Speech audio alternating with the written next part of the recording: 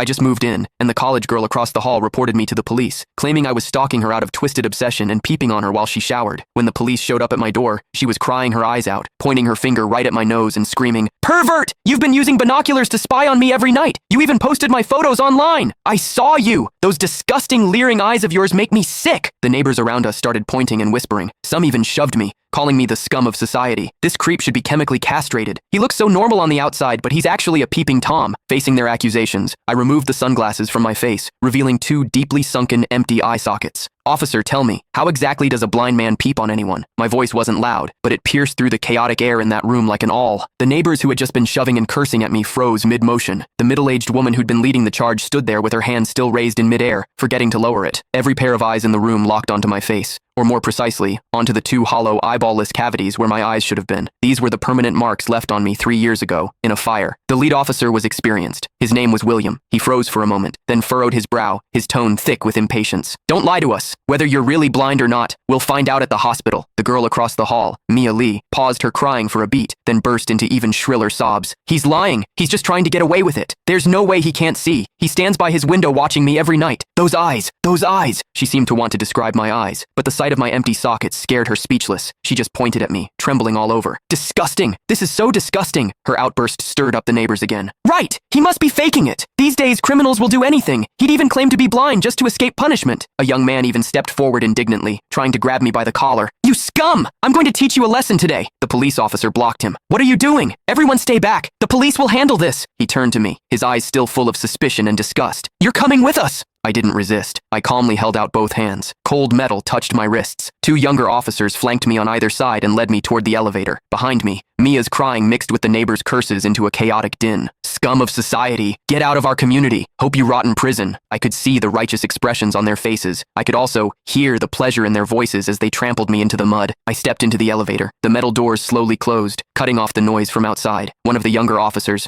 probably new to the job, couldn't help but ask me quietly, Are you really blind?" I tugged at the corner of my mouth but didn't answer. The other officer patted his shoulder, signaling him to keep quiet. But I knew that in their minds, the scales had already tipped completely in favor of that tearful young girl. After all, it was a young, pretty, pitiful college student on one side, and on the other, a suspicious man living alone, wearing sunglasses. In their eyes, it was crystal clear who was the victim and who was the perpetrator. What they didn't know was this. Sometimes, what the eyes see is the biggest lie of all. And I, a blind man, had seen something that none of them had. For instance, when Mia accused me, her heartbeat was steady, without a single ripple of genuine emotion. The interrogation room at the police station was harshly lit by fluorescent lights, and the air smelled faintly of mildew. I sat on a cold metal chair. Across from me were William and a female officer taking notes. Click the link in my bio to get the full story for free.